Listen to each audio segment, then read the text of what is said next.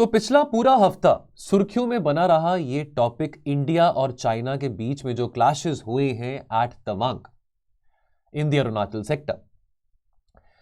अब हमारे रक्षा मंत्री राजनाथ सिंह जी ने एक बात बहुत कैटेगोरिकली क्लियर करी थी लोकसभा में रिसेंटली। 13 दिसंबर को उनका वीडियो भी आया था, स्पीच भी आ रही थी, हमने टीवी पे भी देखी सबने, जहां पे वो ये बात बोल रहे थे कि भाई हम अब मुंह तोड़ के जवाब देंगे। कड़ी से कड़ी निंदा करने वाला भारत आज मुंह तोड़ जवाब देगा, चाहे सिपाही चाइना से आए चाहे वो पाकिस्तान से आए, हम चुप रहने वाले नहीं हैं।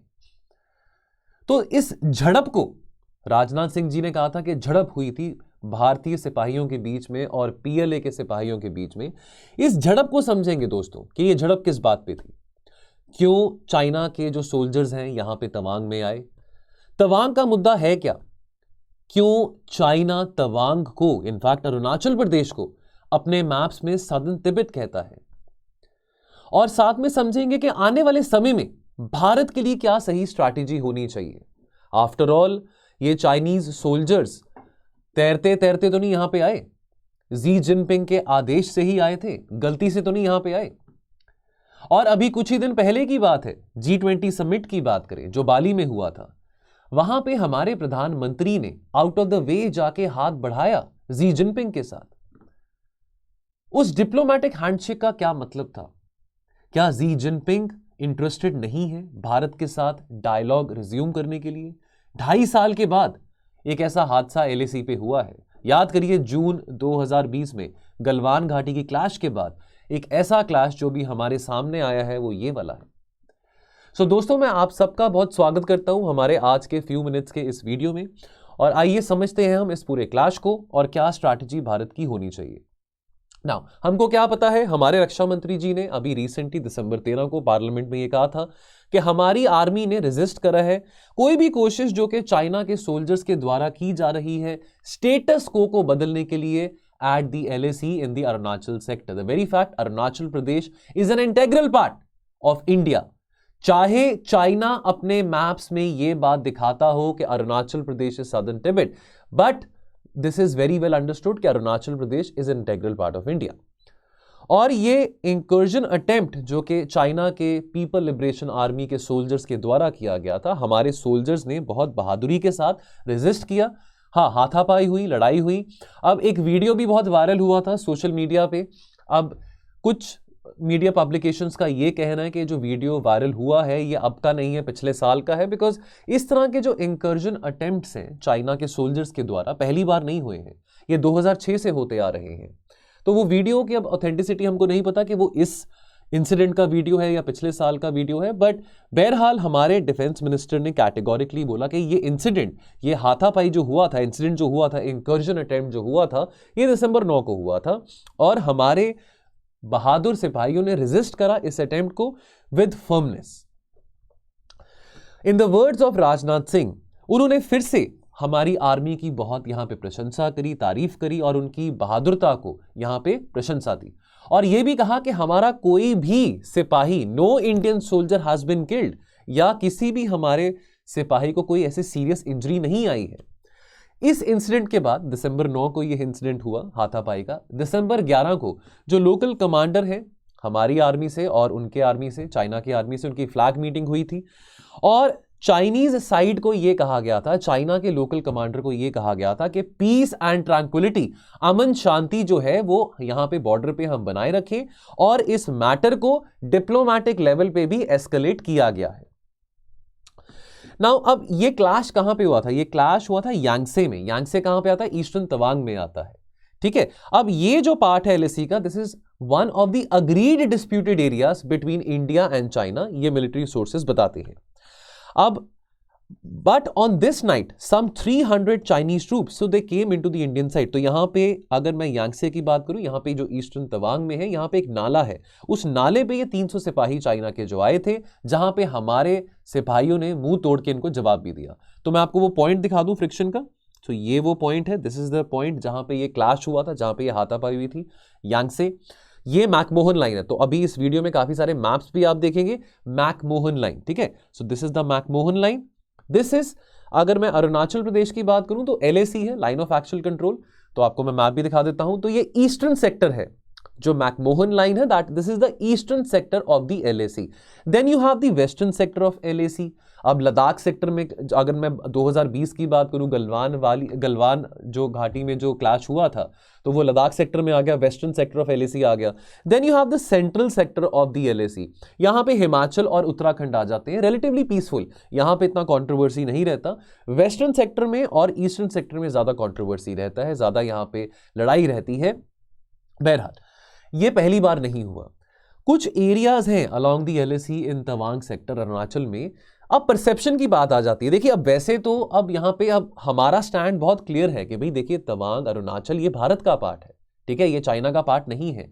अब चाइना का परसेप्शन एलएसी का कुछ और है, हमारा परसेप्शन एलएसी का कुछ और है। अब अगर आपके परसेप्शंस डिफर करते हैं तो सोल्यूशन क्या है? बैठ के बातचीत करते हैं, रिजॉल्व करते हैं अपने डिस्प्यूट को। लेकिन हम तो बात करने के लिए तैयार रहते हैं, लेकिन चाइना की तरफ से ये विलिंगनेस नहीं रहती है। लेकिन ये जो ट्रेंड है इंकर्जन का, इस तरह के अटेम्प्ट्स का, ये 2006 से देखा जा रहा है। अब ये पता नहीं होता कि वो कब आएंगे, इसके देखिए इसके बारे कोई इंटेलिजेंस इंफॉर्मेशन नहीं होती है। ये स्पॉन्टेनियसली प्लान किया जाता है चाइना की आर्मी के द्वारा। ऑफ कोर्स ये उनके द्वारा जो प्लान किया जा रहा है, this is of course with the blessings of Xi Jinping. Xi Jinping के हाथ में तो कंट्रोल है चाइना की आर्मी का।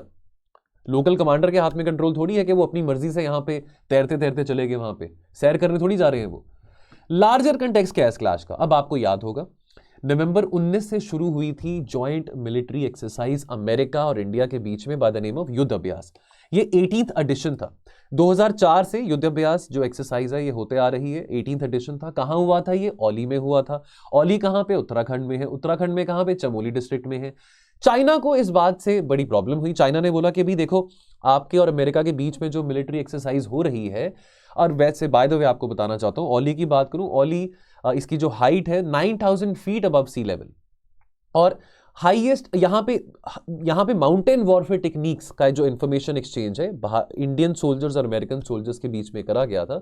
इनफैक्ट काफी स्टोरीज आ रही थी, मैं द प्रिंट को काफी फॉलो करता हूं, वहां पे डिफेंस रिलेटेड आर्टिकल्स काफी अच्छे आते हैं। तो वहां पे जो अमेरिकन सोल्जर्स थे, they were having a good time. In fact they were really praising कि जो इंडियन सोल्जर्स हैं, बिकॉज उनके लिए तो बहुत नया था माउंटेन वॉरफेयर में कैसे लड़ाई की जाती है ना, लेकिन अमेरिकन सोल्जर्स के लिए तो वो सीख रहे थे इंडियन सोल्जर्स से कि भाई इतनी ठंड में, ऐसी टेरेन में कैसे लड़ाई की जा सकती, तो ये चीजें उनसे सीख रहे थे। तो they had a good time, it was a very good, ये हफ्ता 10 दिन ही एक्सरसाइज चली थी। अच्छा एक एक्सपीरियंस अमेरिकन सोल्जर्स के लिए भी रहा था, और बहुत मजा किया इंडियन सोल्जर्स ने, अमेरिकन सोल्जर्स ने।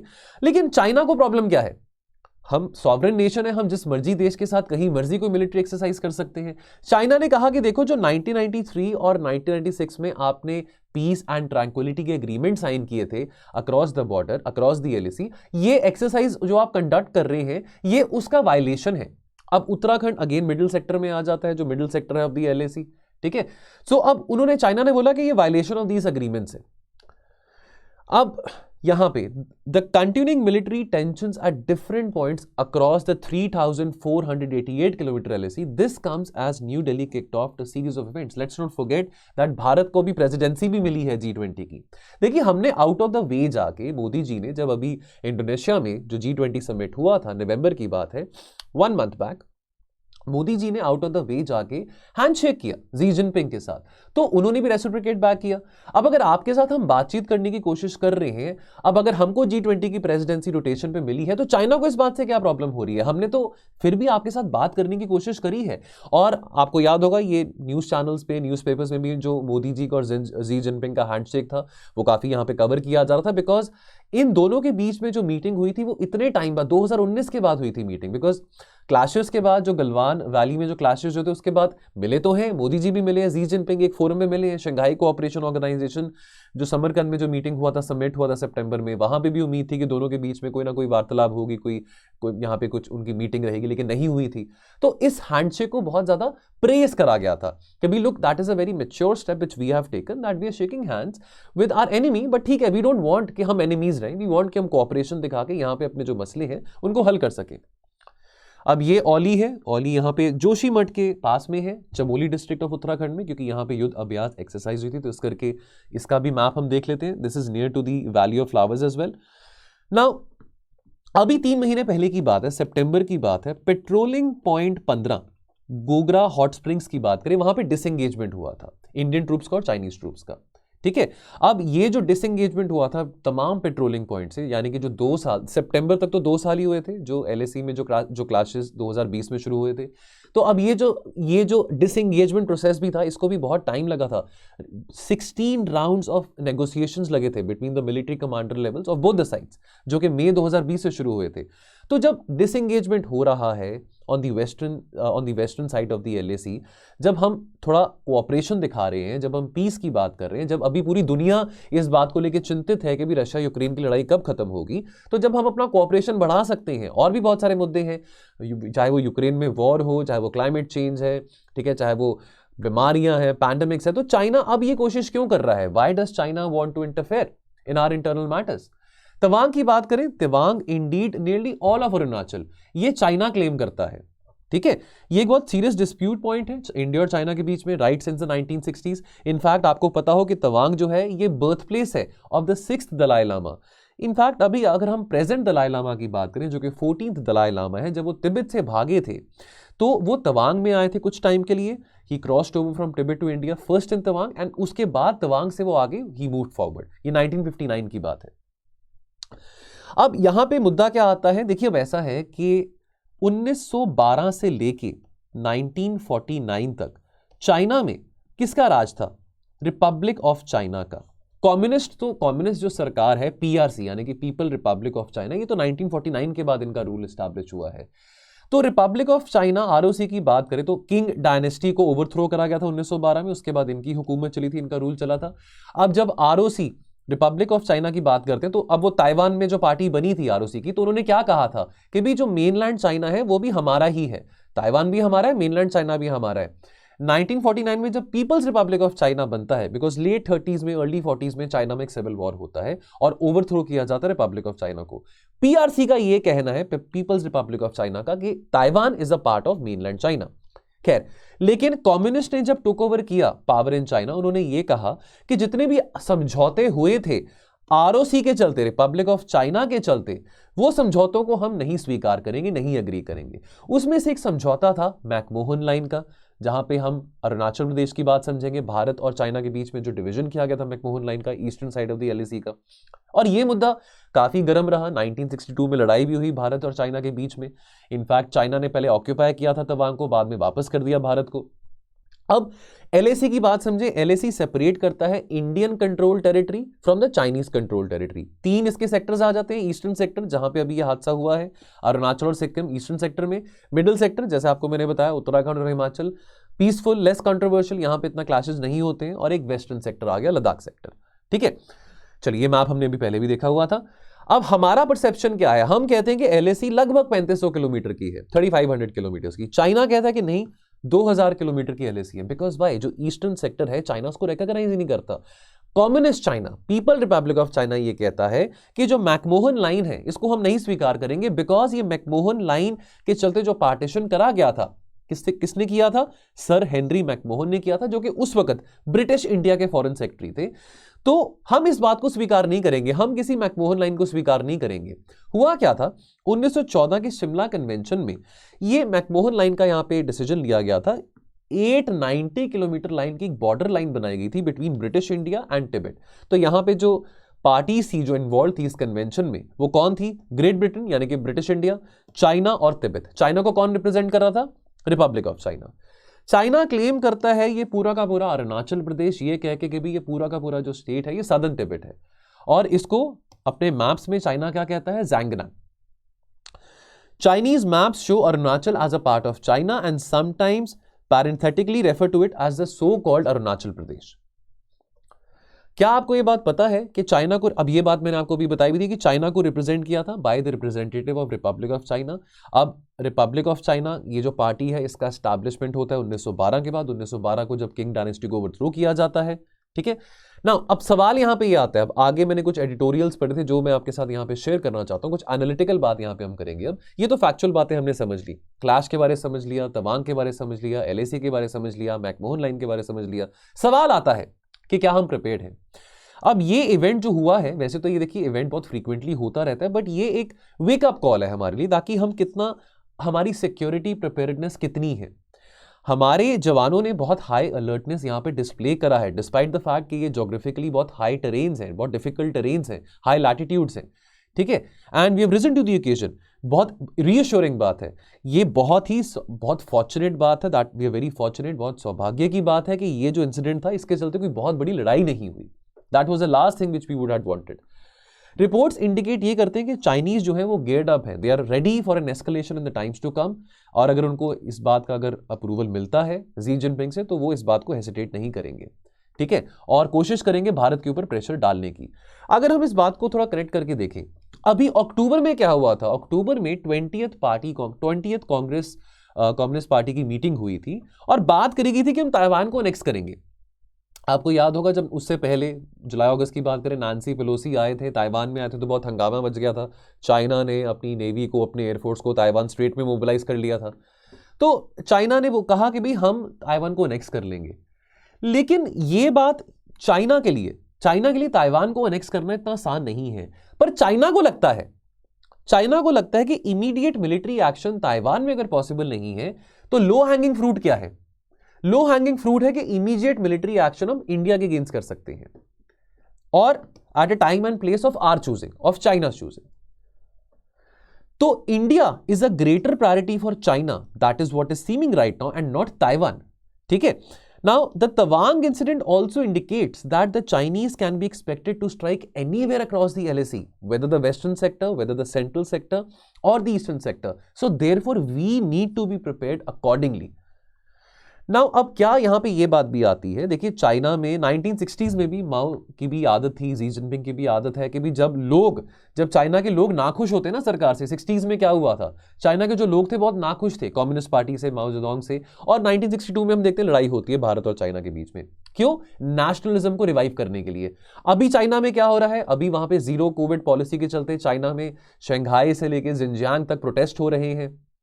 इनफैक्ट 1989 के बाद हम देख रहे हैं कि चाइना पे सड़कों पे आके जो नौजवान हैं, जो कॉलेज गोइंग बच्चे हैं, वो प्रोटेस्ट कर रहे हैं। लास्ट ऐसा हंगामा चाइना में 1989 में तियानमेन स्क्वायर प्रोटेस्ट हुआ था, अब हो रहा है 2022 में। अब इस करके सेंस ऑफ शी जिनपिंग को लग रहा है कि जो सेंस ऑफ नेशनलिज्म है वो थोड़ा कम हो रहा है चाइना में, कि एंटी कम्युनिस्ट पार्टी सेंटिमेंट बढ़ रहा है। तो मैं कैसे लोगों का मोराल अप करूं, मैं कैसे अपनी आर्मी का मोराल अप करूं? तो उन्होंने ये तौर तरीका समझ लिया कि चलो हम काम करते हैं, यहाँ पे इंकर्जन करते हैं, इसी बहाने लोगों की जो अटेंशन है, चाइना में जो लोगों की अटेंशन है वो डाइवर्ट होगी, नेशनलिज्म थोड़ा राइज करेगा, ठीक है। ये एक बहुत पुरानी आदत है शी जिनपिंग की, चाइना के पॉलिटिकल लीडर्स की ही बहुत पुरानी आदत है। तो हमको एक मिलिट्री चैलेंज भी और एक पॉलिटिकल चैलेंज भी है। पॉलिटिकल चैलेंज क्यों है उस बात के बारे में आपके साथ में बात करता हूं। प्रताप भानु मेहता का एक बड़ा अच्छा आर्टिकल 16 दिसंबर को, यानी कि जस्ट येस्टरडे, इंडियन एक्सप्रेस में आया था, जहां पे वो बात करते हैं पॉलिटिकल चैलेंज की, कि यहाँ पे ना अब यहाँ पे राजनीति करने का मौका नहीं है, तू मैं करने का मौका नहीं है। अब विंटर सेशन चल रहा है पार्लियामेंट में, तो आप कहोगे जी हम वॉकआउट कर जाएंगे कि अभी राजनाथ सिंह जी ने हमको डिटेल्स नहीं दिए, हमको नहीं पता लगा कि कितने सिपाही मारे गए, कितने नहीं मारे गए हैं। इससे who is having the last laugh? ये पॉलिटिक्स करके लास्ट लाफ कौन ले रहा है? चाइना ले रहा है। तो यहां पे ऑपोजिशन को और रूलिंग पार्टी को और पब्लिक को भी कोऑपरेट करना पड़ेगा, ठीक है। यहां पे हमको इमेच्योरिटी नहीं दिखानी है। सवाल यहां पे ये आता है कि should we resume the dialogue now? India के पास G20 की प्रेसिडेंसी है, हमने हैंडशेक, हमने हाथ बढ़ाया शी जिनपिंग के साथ, पूरी दुनिया ने देखा। कितने टाइम बाद, 3-3.5 साल के बाद शी जिनपिंग और मोदी जी के बीच में कोई मीटिंग होती है जहां पे वो आमने सामने आते हैं। सवाल ये है कि चलो हम अब यहां पे अगेन स्कूल ऑफ थॉट है, कुछ लोगों का ये कहना है, कुछ कॉलमनिस्ट का ये कहना है, इनफैक्ट प्रताप भानु मेहता का भी ये कहना है कि हमको चाइना के साथ तुरंत डायलॉग रिज्यूम करना चाहिए। बट जरा इस बात को हम सोचे, हम डायलॉग रिज्यूम करने को तैयार हैं, हम चलो फिर बुला लेंगे शी जिनपिंग को कि आप यहां पे आइए, मीटिंग करते हैं, मिलते हैं, बैठते हैं, बातचीत करते हैं। लेकिन क्या चाइना तैयार है? क्योंकि चाइना की भी आदत है पाकिस्तान की तरह कि पहले तो बातचीत करके गले लग के बहुत अच्छी अच्छी बातें करेंगे, बाद में फिर वो पीठ के पीछे छुरा खोबेंगे। तो ये बात यहां पे सोचने वाली है हमारी डिप्लोमेसी के लिए कि क्या डायलॉग को रिज्यूम करना वर्दी है, और अगर है तो उसको जल्द से जल्द किया जाना चाहिए। ऐसी बात काफी सारे कॉलमनिस्ट कह रहे हैं। नाउ अब यहां पे in the words of Pratap Bhanu Mehta, it is important to ensure कि जो हमारे डोमेस्टिक पॉलिटिक्स हैं वो हमारी पॉलिसी ऑप्शंस के बीच में अड़चन नहीं बनते हैं। चाइना और पाकिस्तान को पता है, हालांकि we have a majority government, ठीक है, हालांकि कोई ऐसी बात नहीं है, कोलिशन गवर्नमेंट नहीं है, we have a strong government run by a strong leader as well I should say, but nevertheless China और पाकिस्तान को लगता है कि क्योंकि भारत में पॉलिटिक्स आ जाता है, ऑपोजिशन और रूलिंग पार्टी के बीच में लड़ाइयां आ जाती हैं, जिसके चलते भारत का मजाक बनता है, तमाशा उड़ता है, ये चीज हमने नहीं करनी है। हमको अपनी स्ट्रैटेजी विज़ावी चाइना थोड़ी फिर से चेंज करनी पड़ेगी, रीइन्विगरेट करनी पड़ेगी। अगर हमारे पास ये रिपोर्ट्स आ रही हैं कि चाइना कभी भी लड़ाई कर सकता है हमारे साथ, चाहे वो ईस्टर्न सेक्टर है, मिडिल सेक्टर है, वेस्टर्न सेक्टर है, so we have to think, we have to have some innovative solutions to deal with that. So therefore dealing with China will require political, military and economic changes in our policy, ठीक है। अगर ऐसा होता है कि और 2-3 साल हमारे और चाइना के बीच में ऐसी सिचुएशन बनी रहे तो वो अच्छी बात नहीं है, ठीक है। हमको सोचना पड़ेगा, चलो 2020 में पूरी दुनिया ने हंगामा किया कि भाई चाइना के साथ ट्रेड बॉयकॉट कर दो, चाइना में कोविड हुआ है, हमने भी यहाँ पे बहुत तमाशा देखा, टिकटॉक को डिलीट कर दिया, पबजी को डिलीट कर दिया, लेकिन ये सब कुछ करने से चाइना को फर्क नहीं पड़ रहा। तो हमको अपनी ट्रेड एंड डेवलपमेंट पॉलिसीज को भी रीओरिएंट करना पड़ेगा। अभी भी जो ट्रेड डेफिसिट है चाइना के साथ बढ़ता जा रहा है, अभी भी जो ट्रेड डेफिसिट है वो चाइना के फेवर में है, अभी भी चाइना से बहुत इंपोर्ट हो रहा है, ठीक है। तो केवल OnePlus के फोन बाहर फेंक के या पबजी डिलीट करके आप चाइना को इकोनॉमिकली नहीं वीकन कर सकते हैं, और डेफिनेटली हमारी फॉरेन पॉलिसी के लिए भी टेस्ट है, ठीक है। देखिए क्यों टेस्ट है, बिकॉज चाइना को प्रॉब्लम हुई कि भारत और अमेरिका क्यों ये मिलिट्री एक्सरसाइज कर रहे हैं ओली में। हम कर सकते हैं भाई, हम एक इंडिपेंडेंट कंट्री है, हमारी इंडिपेंडेंट फॉरेन पॉलिसी है, और हमारी फॉरेन पॉलिसी के जो डिसीजंस होते हैं, जो भी हम फैसले लेते हैं, अपनी नेशनल सिक्योरिटी और नेशनल इंटरेस्ट के हित में लेते हैं। लेकिन चाइना इस बात की परवाह नहीं कर रहा, यानी कि हमको ये लग रहा था कि हम अगर, यानी कि एक दूसरा पहलू आ जाता है कि हमको ये लग रहा था कि अगर हम अमेरिका के साथ एंगेज कर रहे हैं तो हम चाइना को साइकोलॉजिकली थोड़ा काउंटर बैलेंस करने की कोशिश करेंगे, नहीं। लेकिन चाइना तो उतना ही आक्रमण कर रहा है, चाइना तो उतना ही गुस्सा हो रहा है, ठीक है। तो चाइना का जो व्यू है, हमारा जो रिश्ता, यानी कि चाइना को फर्क नहीं पड़ रहा अगर हमारा और यूएस का रिश्ता गहरा हो रहा है, चाहे वो क्वाड में हो, चाहे वो मिलिट्री एक्सरसाइजेस हो, चाहे वो मालाबार एक्सरसाइजेस हो, चाहे वो नेवल एक्सरसाइजेस हो, चाइना को फर्क नहीं पड़ रहा। तो यहां पे हमको अपनी जो मैन्यूवरिंग स्ट्रैटेजी है विज़ावी चाइना, उसको भी रीओरिएंट करना, थोड़ा सोचना पड़ेगा कि ऐसा क्यों हो रहा है।